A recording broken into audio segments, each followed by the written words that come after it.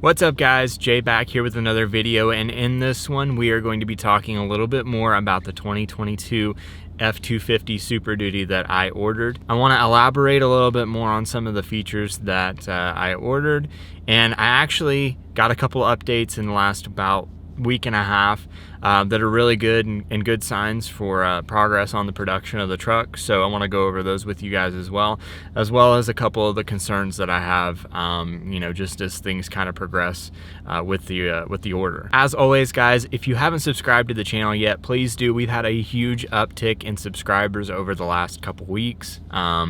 I think we've had a lot of people jump on board with the Forester content on my wife's 22 Forester, as well as this F-250 that I ordered. It's really been getting a lot of good exposure. You guys are really liking the content. I love that you guys are commenting with some of your stories as far as you know, the orders that you guys have put in, some of the progress that you've made, or some of the progress that you haven't made, as well as I did have a subscriber actually share his story about converting from Ram to Ford like I am kind of currently in the process of doing. So that was an awesome account of, you know, firsthand switching brands and why he did that. Really awesome to see this and hear that from you guys. I've really enjoyed interacting with all of you recently. So let's get down to business. Let's start talking about you know, just the order in depth, and I'll show you a couple of things that I've gotten access to over the last couple of days. So first, I want to flip the camera around, and if you didn't watch my short that I posted the other day, I'm actually sitting inside the F-150 STX that I've been driving. It's a 21 model year. I'm driving it for work right now. It's a really nice work truck. Honestly, if I didn't want leather or anything like that, any of the nicer amenities that come with the Lariat package, I think I'd definitely go with this. This is a really nice compromise between a work truck and sort of the things that you want on a daily basis. It's even got wireless CarPlay, which I think is awesome. So let me flip the camera around. I'll just kind of go around the truck a little bit and show you what it looks like. And before we get out of here, I'll take you outside and walk you around the truck. It's Velocity Blue, so it's pretty loud, but honestly, I do kind of like it on the F-150s. It's a little much on the heavy duty trucks, but on the light duty trucks, I think it works pretty well. All right guys, so as you can see, we've got kind of a basic instrument cluster, you know, nothing crazy, nothing to write home about, but it is pretty nice.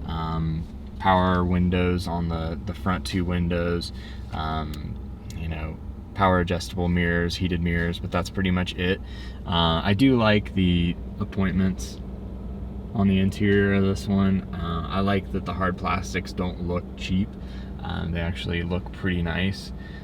There you go with the Sync 3 head unit. It actually may be a Sync 4, I'm not 100% sure. But it's not the 12-inch, which is, you know, fine. This is plenty big enough for most people. I do like the controls. And how they're laid out is pretty nice for a work truck. I feel like they look pretty premium.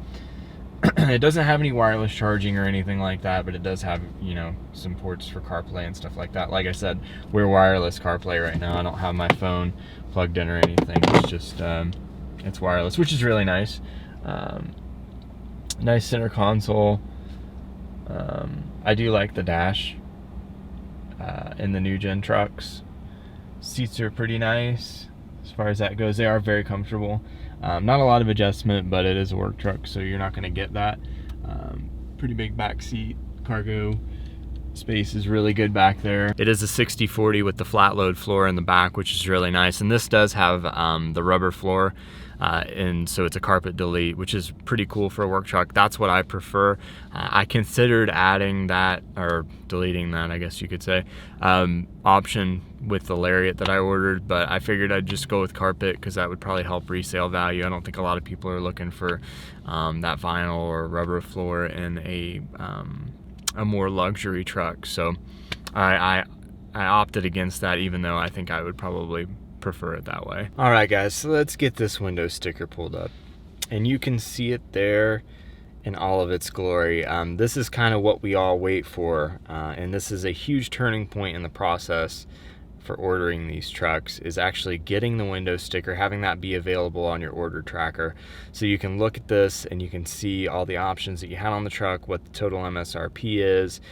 You also get your ramp number and stuff like that whenever, or your ramp code And you can see your invoice date and all that stuff when you do get this. So we'll just kind of go over, obviously you guys know what the truck is. I've already told you it's a 2022 F-250. It's a single rear wheel, obviously, crew cab. I got the Lariat with the 8-foot bed, so it gives you the 176-inch wheelbase.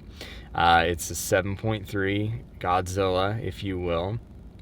And I went with that engine for a lot of different reasons, most of which being that it's more of a maintenance-free platform. I don't really tow heavy stuff. I think probably the one thing that I will be towing with this, if anything regularly, will be my STI hatchback, and just kind of maybe taking that to some out-of-state shows or things like that. So that's probably one of the heavier things I'll be doing with it. That's not, just putting stuff in the bed. So that's why I went with the gas motor. Plus I really don't see the need in the extra maintenance cost of just the diesel in and of itself. It is very expensive to maintain, and if you're not using it to do work, it just doesn't make sense. I think the 7.3 is plenty. I've driven one in pretty much the same configuration that my truck's in, and I felt like it had plenty of power for what I needed. I did get the antimatter blue exterior. I think that is, without a doubt, one of the coolest colors that Ford has put out, outside of like the magma red. The magma red paint, in my opinion, is so cool because it really is. It flips between black and red, and this does the same thing, flipping between black and blue. So I think it really is gonna pop in the daylight, and it's not gonna be as conspicuous at night or in low light situations. It's gonna look more black and more stealthy, so I kind of like that. I did the black onyx interior. I do like the Baja interior. I think that's really cool, and I think if you were going for something that's going to be more unique and something that maybe not a lot of people order, or it was going to be kind of one of those things that could be a technically holy grail later on down the road, especially in a 2022 model year, I think that Baja interior is the way to go. But for me, driving it every day, I really do like the black interior, so for me it made more sense to go with that. Now obviously you get all the standard equipment that comes with your Super Duty trucks, and I won't go over that too in depth because it's pretty much the same for all of them when you get into the Lariat package. But you get your things like power scope mirrors, leather steering wheel with audio controls, all that stuff. All that's included with the Lariat, as well as the Bang & Olufsen sound system, which I think is going to be great. I've listened to it in a few different trucks. It may even be just a touch better than the Alpine system that I had in my Ram. So I do enjoy that. I like. I'm not a huge audiophile, but I do appreciate good sounding speakers. So you get the safety stuff, and then you've got your basic warranty with the 336 on the bumper to bumper, the 560 with powertrain, and if you do get the Power Stroke, you do the 5-year 100, which is pretty industry standard. I know Cummins are that way. And then the gas motors for Ram are the 560. Moving on to the optional equipment, and this is the point where the commodity issues started to play a role in what I ordered, and I think that's having an effect on what a lot of people order. But this is kind of where it came down to crunch time for me of what I could live with and what I couldn't. When I made these decisions, I think it's very important to note that I didn't feel like I gave up anything that I couldn't live without. Obviously, we already went over the fact that I opted for the 7.3 over the 6.2 gas and the 6.7 Power Stroke. So no need to talk too much more about that. I did not go with a 430.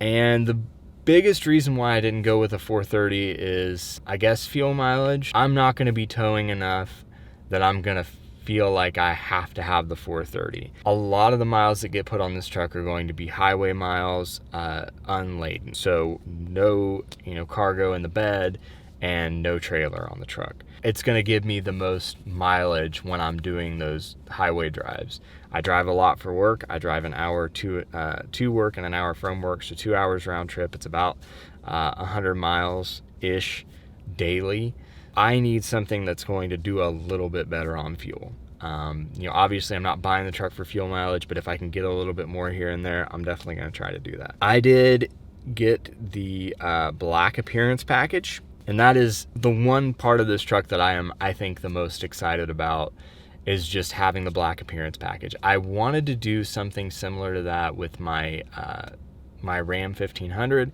At the time that I bought my truck, there was no night edition on the 1500s, so the closest I could get to that was the sport package. And I always really wanted just kind of a blackout package. So this was my opportunity to get it, and I did that. With the black package, you do get things like the LED headlamps that are blacked out. You get the black badging. You get the black mirror caps on your tow mirrors, so no chrome anywhere on this truck except for the little tailgate strip where the tailgate handle is, and we'll go ahead and black that out as well whenever the truck gets here. You get the black 20-inch wheels as well, which I really think are very attractive. So that was a huge thing for me. Now with that black package, or black appearance package, you get a bed liner. You get the Tough Bed spray-in bed liner, and that is a little bit farther down on the list. You can see it's at no charge because it's included in the package. That is one that, at least that I know of, that is one of the commodity restraints that Ford is having right now. Apparently they cannot get the product to do the bed liners, and that's causing a delay with trucks that have bed liners ordered. So dealerships are urging consumers that are coming into order right now not to get a truck with a bed liner, or if you can help it, order a truck without one. Same thing goes with the fifth wheel prep package. They're having a hard time, whether it be getting material for that or having skilled technicians to install it. I'm not 100% sure why there's a commodity issue there, but that is one of the issues that's holding up trucks. Now I did read on the Ford Truck Enthusiast forum, ford-trucks.com, and I am a user on there. I try to post to the 2022 Super Duty orders forum regularly, at least once or twice a day, just kind of trying to give my 2 cents and help people along with their questions and stuff like that. So you can definitely find me over there and PM me if you have any questions or you just want to chat. I'm always up for truck talk. That being said, I did read over there a couple of accounts where dealers had stated that Ford is pushing through orders that have bed liners built into a package. So Ford is prioritizing trucks that have like the black appearance package that includes the bed liner over trucks that had them added as a option. And then dealerships are giving the customers the option to drop the bed liner on the a la carte options. But if it's built in, they're kind of pushing those trucks through a little bit faster, which is good for me. But it's still, if they can't get the product, then the truck's going to sit regardless of whether it has priority or not. At the time, I didn't know that was going to be an issue, so I just went ahead and ordered it. But sounds like I might be getting priority anyway, so no big deal there. We'll just kind of see how that shakes out. I did the wheel well liners in the rear just to keep the crap out of the rear wheel wells, because we get a lot of salt and stuff in Ohio. Truck's a 10,000 pound GVWR. Not 100% sure what the payload's going to be, but it's definitely, regardless of what it is, going to be more than what my Ram 1500 is. I think my Ram 1500 only had like a 1,300 pound payload, so I can't really do much with that truck. I added cab lights because I love cab lights. I mean, that's pretty much all there is to that one. I added upfitter switches just in case I wanted to do any other external features.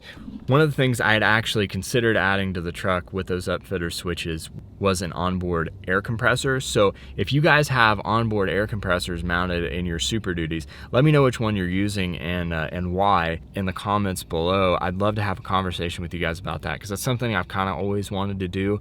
I find myself needing one a lot, and I usually lean toward the ones that you power with the car battery, and those kind of have a shelf life on them. So I've been through a few of those, but I kind of want something that's a little bit more permanent and a little bit more reliable, a little bit more rigid and robust. So let me know what you guys are using. If you're using an onboard air compressor, down in the comments, I'd like to hear from you. I added the universal garage door opener because we have a garage door back home, and I'll just program it for that. I've always had them in my truck, so I figured I'd just kind of keep with the theme there.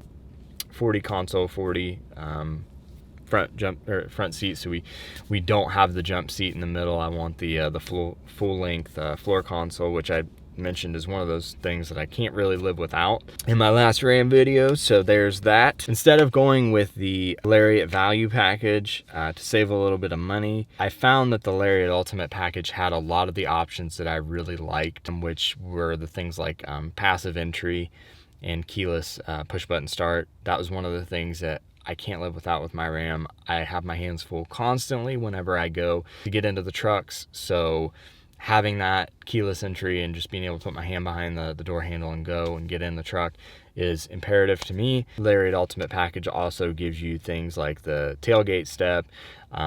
You get the remote start, which is another thing that I can't live without. LED bed lighting, which is one of the things that I said I wish I had gotten on my Ram 1500. So I'm really glad that I went ahead and just stepped up to that package, because honestly, it is a little bit of an added cost to over the Lariat value package, which I think was only like $800 or something like that. This is quite a bit more, but you get a lot more with this package. And since I got the Lariat package, obviously I get the big old 12-inch Sync 4 system. I'm super excited about that, guys. I cannot tell you how much I love using that screen and how much I love the way it looks. I think Ford killed it with that as far as aesthetics go, and it seems like the usability and function is right on par with that too. Kudos to Ram for going and getting that after that and being the first ones, to put that 12-inch screen in their truck, but just the way it's set up is not super functional. I think Ford did a much better job.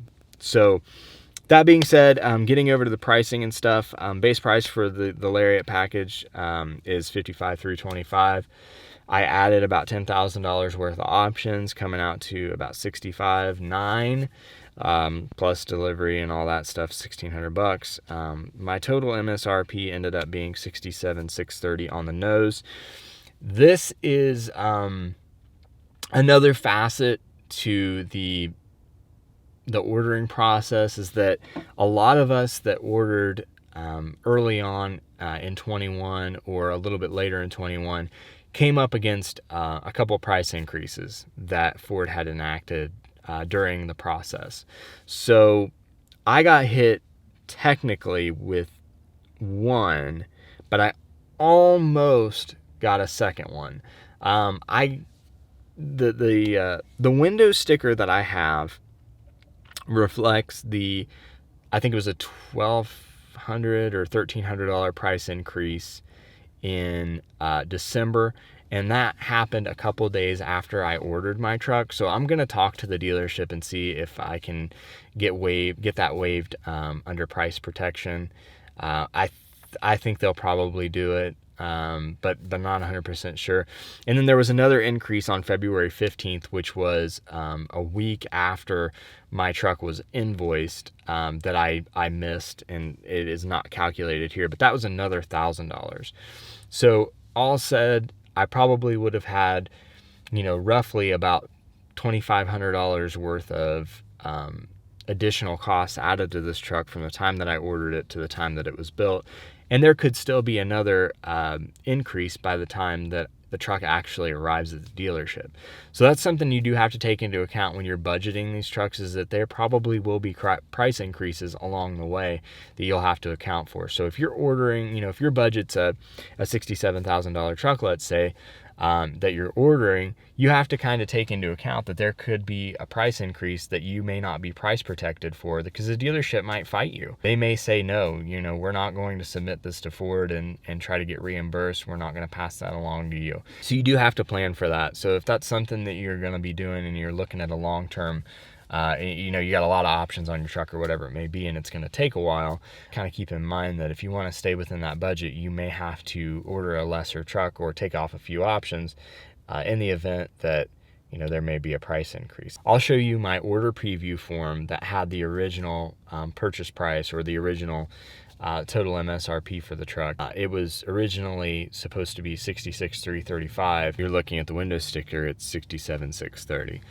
And this is just my opinion, whether it's right or wrong. when you order a vehicle, I do feel that you need to be price locked.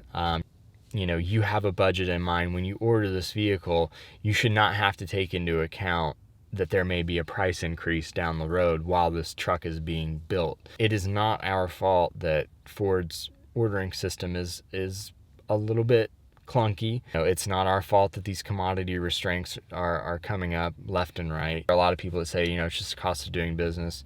Prices go up all the time, whatever it may be. You know, if you're buying a truck off the lot, it would be the same way. I understand that. However, we are sacrificing time that we would actually want to be driving this vehicle, or maybe we need this vehicle for work, in order to order the vehicle to get what we need and secure our place in line. I don't feel that it's right that we would be charged these price increases while we're waiting for this vehicle to be built. But whether it's right or wrong, I don't think that, you know, anybody should be charged the price increase who submitted a retail order, as long as you submitted the retail order before the price increase was made effective.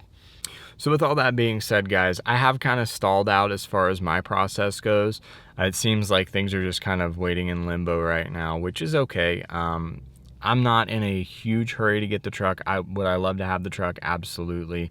I'm not driving my 1500 right now because, one, I don't know if it's gonna have a hiccup or whatever with the electrical issues that I've been having, and two, I don't want to put any more mileage on it. I do have a trade-in number locked in on the truck right now, and I can tell you that at least in my region, it is right on par with what KBB and NADA say as far as trade-in value on a truck with 71,000 miles on it. That's about 3 years old with the features that I have. So I feel pretty good about that. Obviously, when my truck comes in, I'm gonna maybe try to negotiate a little bit higher trade number if I can't get some of the price knocked down a little bit with those price increases. We'll see what that ends up being. But even though I'm having to wait a little bit, I'm still really excited to get this truck. I'm just really hoping the process keeps going and we keep things steady, because I'd love to have, you know, things to report back to you weekly or bi-weekly on how things are going. Ultimately, I would love to get an email from Ford saying that the truck's on its way and that I can actually show you a real life truck. My plan is, when the truck hits ground, to actually go through the PDI process with the technician who does that for our dealership, so I can show you exactly what happens to your truck when it hits the ground, and then take you, I don't know if I'll take you through the purchasing process, but definitely take you through the delivery process as far as that goes. So I really want to take you on that journey. Please subscribe so you can keep up with the progress on the truck. I know a lot of you already have, who have commented and found me on Instagram or just scrolled through this video. And I really, really appreciate that. Trust me, you have no idea. It helps me to give you more content that you enjoy and that you find value in. So if you like this video, if you found value in this video, please like the video, comment if you have a similar experience. If you want to just share with me what you ordered, I'd love to hear it. I'm never gonna pass up an opportunity to talk about trucks or cars or anything with wheels. So please drop a comment and definitely subscribe if you haven't yet. If you're teeter-tottering, please just subscribe. It costs you nothing, and it helps me to figure out what I can put out there that you guys enjoy. So with that being said, I'm gonna hop out and walk you guys around this F-150 so you can see what the STX looks like on the outside. And then I'm gonna get out of here and start editing this video so I can get it up for you guys to see.